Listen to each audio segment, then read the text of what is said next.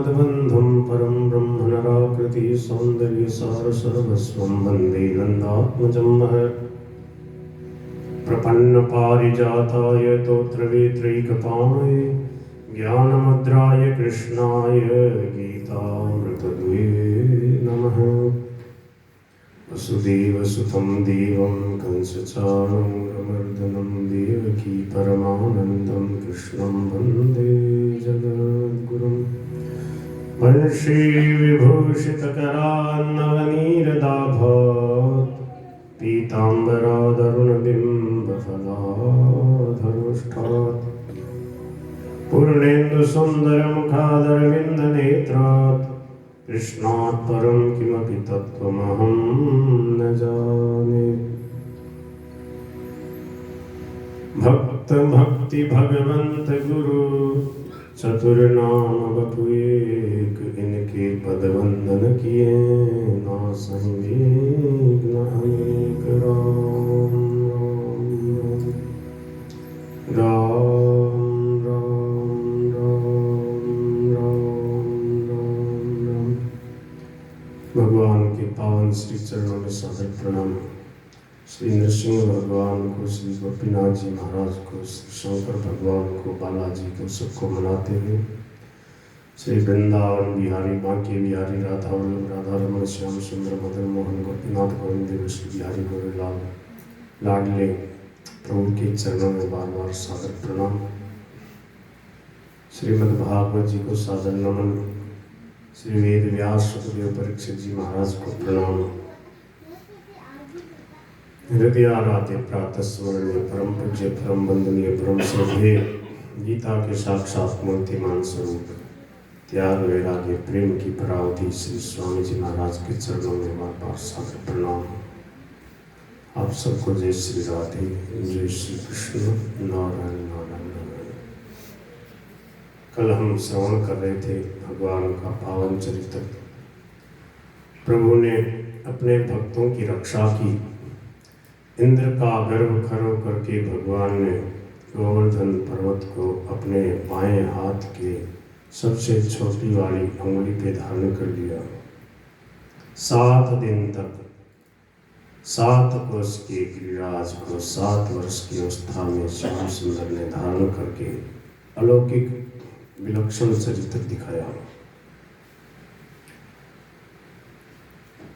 देवराज इंद्र को त्रिलोकाधिपति होने का बड़ा गर्व हो गया था। अपनी पूजा को छोड़ी हुई देख इंद्र ने कृष्ण जिनके रक्षक हैं और नंद आदि गोपों पर अत्यंत कोप किया। गोपेभ्यः कृष्णनाथेभ्यो नंदादिभ्यश्च कोपसः। अपने को ईश्वर मानने वाले देवराज इंद्र ने प्रलय करने वाले मेघों के सांवर्तक नामक गण को ब्रज पर चढ़ाई करने की आज्ञा दी और अत्यंत क्रोधपूर्वक कहा, गणम सांवर्तकम नाम मेघानाम शांतकारिणाम इंद्रः प्राचोदयत् क्रुद्धो वाक्यम चाहेष मान्यतः। इंद्र ने कहा, अहो श्रीमद् माहात्म्यम गोपानाम कामनौकसो। देखो तो सही, वनवासी गोपों के इस धन से उत्पन्न होने वाले मद का महात्म्य तो देखो। एक साधारण मनुष्य कृष्ण के बल पर उन्होंने देवताओं का भी अपमान कर रहा। देखो, अपना ही दोष दूसरे में दिखता है। श्री का मद है इंद्र को और भगवान में को और ब्रजवासियों में उनको मद दिखाई दे रहा, जो भगवान के सहज प्रेमी भक्त है। जब व्यक्ति में अभिमान बढ़ जाता है तो फिर भगवान को भी देखो कैसे कोसने लग जाता है। देवराज इंद्र कहता है, जैसे कोई मंदमती पुरुष ब्रह्म विद्या को छोड़कर अन्य नाम मात्र की अदृढ़ नौकारूप कर्म यज्ञों से इस भव सागर को पार करना चाहे, इन गोपों ने इस बकवादी मूर्ख अभिमानी अज्ञानी और अपने को बड़ा बुद्धिमान समझने वाले मरण धर्मा कृष्ण का आश्रय लेकर मेरा अप्रिय किया। देखो भगवान को कितनी गाली दे रहे हैं। वाचालम बालिशम स्तब्धम अज्ञम पंडित मान्यम, कृष्णम मर्त्यमुपाश्रित्य गोपा में चतुरप्रियम।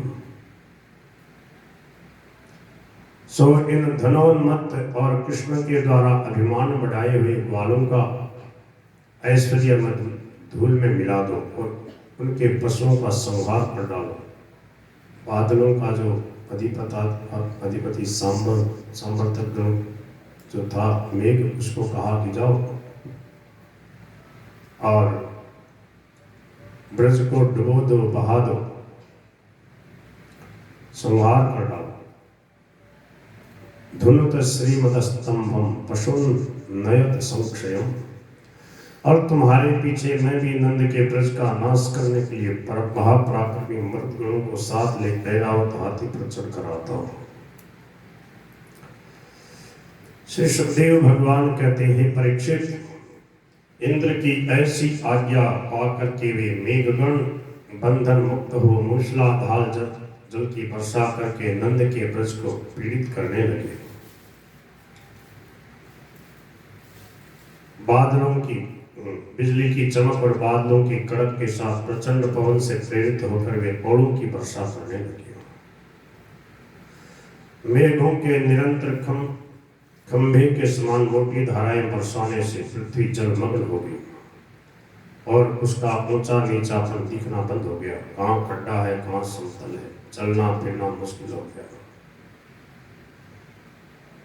जब अत्यंत वर्षा और प्रबल पवन के कारण पशु कांपने लगे तथा गोप गोपी शीत से व्याकुल हो गए, तब सब के सब भगवान श्री हरि की शरण गए। धारावाहिक वृष्टि से व्याकुल हुई गोएं अपने सिर को और बछड़ों को शरीर से ढककर कांपती कांपती भगवान के चरणों की शरण में पहुंची। देखो, गायें और गोपियां, ग्वाल बाल सब समझते हैं कि हमारे सबके रक्षक भगवान श्री कृष्ण हैं। सब पुकार कर रहे हैं, कृष्ण कृष्ण महाभाग पन्नाथम गोकुलम प्रभो त्रातुमर्हसि देवान्नः कुपिता भक्तवत्सल। की भावना आए तो समझो हम अभिमानी हैं, नार की जीवन नरक में जाना पड़ेगा, दुख पाना पड़ेगा। संत क्षमाशील होते हैं, भक्त क्षमाशील होते हैं। उमा संत की इहई बड़ाई मंद करत जो करई भलाई। समझ में आ रही है क्या बात? आ गई ये बात? जिसकी समझ में आ जाएगी वो कभी किसी को गाली नहीं देगा, कभी किसी को रोड़ा नहीं करेगा, किसी को डांटेगा फटकारेगा नहीं। उसके रक्षक भगवान है।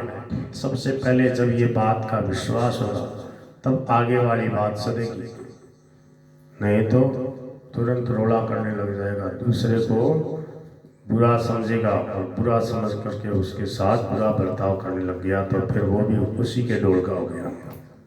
बोल कृष्ण कन्हैया लाल की। संत कहते थे, बहुत जोर की बात बताते थे, बोले एक बार भगवान श्री विष्णु जी ने, भगवान विष्णु सदा भक्तों के लिए अपना सुदर्शन चक्र तैयार रखते हैं। भक्त के मस्तक पे सुदर्शन चक्र हर समय गुप्त रूप से मंडराता रहता है। ऐसा शेठ जी जयदयाल गोविंद का जी कहते थे और ग्रंथों में भी लिखा है। और स्वयं भगवान गीता में कह रहे हैं, अनन्याश्चिन्तयन्तो मां ये जनाः पर्युपासते तेषां नित्याभियुक्तानां योगक्षेमं वहाम्यहम्। मैं अपने भक्तों का योगक्षेम वहन करता हूँ, सब प्रकार से उनकी रक्षा करता हूँ। तो एक संत थे, साधु वेशधारी थे, कंठी तिलकमालाधारी। तो उनके ऊपर विपत्ति आई तो भगवान विष्णु ने कहा, सुदर्शन जी। बोले हाँ जी। बोले सावधान हो जाओ, हमारे भक्त पे विपत्ति आ रही है, हमारा नाम लेते, हमारी पूजा पाठ करते। कहा ठीक है, हम सावधान। विपत्ति क्या आई? वो संत जंगल जाके आए थे। कमंडलू होता है संतों के पास जो पात्र होता है, उससे जंगल जाके आए और जब नदी के पास में जाने लगे कुल्ला वगैरह करने के लिए, शौच शुद्धि करने के लिए, स्नान वगैरह करने के लिए, तो जा रहे थे तो देखा कि एक धोबी ने खूब दूर तक कपड़े कपड़े फैला रखे। तो दूर से उन्होंने संत ने कहा, धोबी के कपड़े हटा ले, बीच में थोड़ी तो जगह रहने दे, रास्ता ही बंद कर। पर वो धोबी भी ऐसा नाड़ी था, उसने ध्यान नहीं दिया। बोले नहीं हटेंगे, ओ उधर से चले जाओ। बोले अब इतनी दूर जाऊंगा? बोले रास्ता तो रोकना नहीं चाहिए था तेरे को। तो संत ने क्या किया, वो कपड़ों के ऊपर से चल पड़ा सीधे नदी की तरफ। अब वो धोबी गाड़ी देता हुआ है।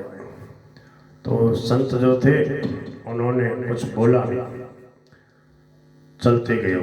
वो नदी के किनारे संत जा कर के हाथ वगैरह धो लिया, कुल्ला कर लिया, पैर धो लिए। तब तक वो पीछे खड़ा खड़ा गाड़ी दे रहा। भगवान श्री विष्णु ने कहा, सुदर्शन जी सावधान रहना, हमारे भक्त के ऊपर विपत्ति आने वाली है। ये धोबी हो सकता है पिटाई करने लगेगा संत की। तो सुदर्शन चक्र किसी न किसी रूप में, उसी रूप में नहीं जो शिशुपाल का जो गला काटा, उस रूप में जरूर नहीं, कोई न कोई व्यक्ति के रूप में, किसी न किसी रूप में आके भक्त की रक्षा करते हैं। तो सुदर्शन चक्र अव्यक्त रूप से, गुप्त रूप से वहाँ आकाश में मंडरा रहे। अब क्या हुआ, वो देखते हैं कि ये धोबी अगर मारने लगेगा तो करूँगा, अभी तो गाली दे रहा, कोई बात नहीं। थोड़ा ये बोल रहा, थोड़ा वो संत भी बोल रहे उसको, दोनों गाली गलौज करते करते वो धोबी पास में आ गया और गाली देने लगा। अब उसने हाथ मुंह धो लिए, कुल्ला कर लिए थे। संत ने बोले, आ रहे धोबी के तेरे को देखता। अब महाराज वो धोबी ने एक थप्पड़ उसके मारी, संत ने दो उसके मारी। फिर उसने उठा के उसको फटका, उसने उसको फटका। तो चले गए सुदर्शन जी भगवान के पास वापस। विष्णु भगवान ने कहा, हमारे भक्त की रक्षा करे आए धोबी से। बोले महाराज मेरे को तो दोनों ही धोबी दिखे। बोले ये नहीं समझ में आया धोबी कौन है, संत कौन है? क्यों? बोले वो जो आप कह रहे हो संत है, भक्त है, वो भी धोबी के डोर का ही बन गया। वो उसको मार रहा, वो उसको मार रहा, दोनों बराबर हो गए। बोले ठीक है, फिर जाने दो। तो स्वामी जी महाराज कहते हैं, जब साधुता को छोड़ दिया, भक्त बन के क्षमाशीलता को छोड़ दिया, सहन नहीं किया, तो फिर भक्त कहाँ रहा? फिर अपमान होगा, फिर पिटाई होगी। अभिमान कर लिया, अभिमान के बिना गुस्सा आता नहीं। जब अपने को बड़ा मानता है, अभिमान का मतलब ही है अपने को श्रेष्ठ मानना, बड़ा मानना, दूसरे को निकृष्ट मानना। एक नंबर की बात है, नीति की बात अलग है। नीति वाले इस बात को नहीं समझेंगे। नीति वाले तो कहेंगे सटे साठ्यम समाचरित, जो सठता करता उसके साथ सठता का बर्ताव करो, दुष्टता करता उसको दंड दो। ये नीति की बात है, भक्तों की बात है। भक्ति की बात यह है, उमा संत की यही बड़ाई, मंद करत जो करई भलाई। हमें भक्ति करना है, भगवान का प्यारा बनना है। हमें किसी को दंड देने का अधिकार नहीं है। जब हम किसी को दंड देने की इच्छा नहीं करेंगे, भगवान पे छोड़ देंगे, शासन पे छोड़ देंगे, तो फिर बड़े घर से न्याय होता है, बहुत अच्छा न्याय होता है। उसके लिए निश्चिंत निर्भय रहना चाहिए, सहनशील बनना चाहिए। आखिर भक्त सदा विजय भक्त की ही होती है, क्योंकि भक्तों की मदद भगवान खड़ा सुन भाई। भक्तों का बुरा जो करे कत्ल हो जाए। बोल कृष्ण कन्हैया लाल की।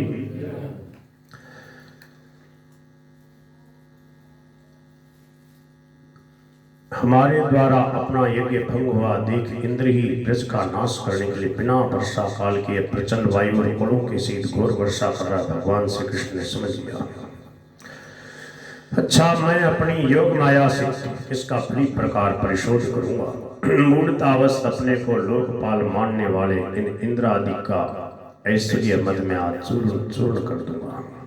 सत्य में होने के कारण देवताओं को अपने ईश्वरत्व का अभिमान न होना चाहिए। अतः उन असत देवताओं का मुझसे होने वाला मान भंग उनको शांति देने वाला ही होगा। भगवान जो भी लीला करते हैं सबके हित के लिए करते हैं। जिनका मैं ही एकमात्र आश्रय और रक्षक हूँ, उन शरणागत ब्रजवासियों की मैं अपने योग सामर्थ्य से रक्षा करूंगा। यही मेरा धारण किया हुआ व्रत है। गोपाये स्वात्म योगे न सोयम में व्रत आहित है। ऐसा सोचकर भगवान श्री कृष्ण ने ब्रजवासियों से कहा, चलो ब्रज सबके सब गिरिराज गोवर्धन की तलहटी में चलो। और गिरिराज गोवर्धन की तलहटी में सबके सब आ गए। भगवान श्री कृष्ण ने आज सब लोग प्रणाम करो गिरिराज जी को। सबने प्रणाम किया और प्रभु ने नीचे हाथ डाला और इत्युक्तैकेन हस्तेन कृत्वा गोवर्धनाचलम, गोवर्धन पर्वत को उखाड़ कर इस प्रकार उठा लिया जैसे कोई बालक छत्राक पुष्प को उठा लेता है। फिर भगवान ने गोपों से कहा, हे माता, हे पिता और समस्त ब्रजवासियों, तुम अपनी गौओं के सहित इस पर्वत के गड्ढे में आकर सुखपूर्वक बैठ जाओ। तुम लोग मेरे हाथ से पर्वत गिरने की शंका मत करना, क्योंकि तुम्हें वर्षा और वायु के भय से बचाने के लिए मैंने ये युक्ति की है। सबको बड़ा आश्चर्य आ रहा, छोटा सा कन्हैया और इतना बड़ा पहाड़ उठा रखा। गोपों ने सोचा कि भाई अपने को भी थोड़ी मेहनत करनी चाहिए। जब श्याम सुंदर इतना कर रहे हैं तो अपने भी लकड़ी तो लगाओ कम से कम। तो सब गोपों ने अपनी अपनी लकड़ी, जो बढ़िया बांस का डंडा होता लकड़ी, वो सब ने लगा ली। और कुछ जो ब्रजवासी थे, मधुमंगल आदि जो उनके सखा श्याम सुंदर के, उन्होंने कहा, कन्हैया कई देर है गई, तेरो हाथ दुखवे लगे होगो, अब तू थोड़ी देर विश्राम कर ले। हमने लाठियां लगा रखी।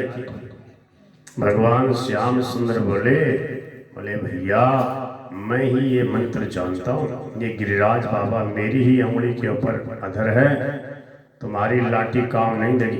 अरे वाह, ऐसा मिजाज करता, छोड़ दे इस अभिमान को, हट जा, हमने लगा रखी लाठी, ले। तो कहा, लो भैया फिर संभालो।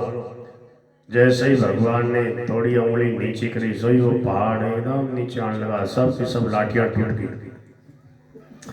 बोले भैया कन्हैया, ये तो तेरे ही बस का है, तो इसको संभाल। हम तो वैसे ही खिलौने जैसे बने हुए थे, कुछ नहीं भैया, ये तो तेरी बस की बात है।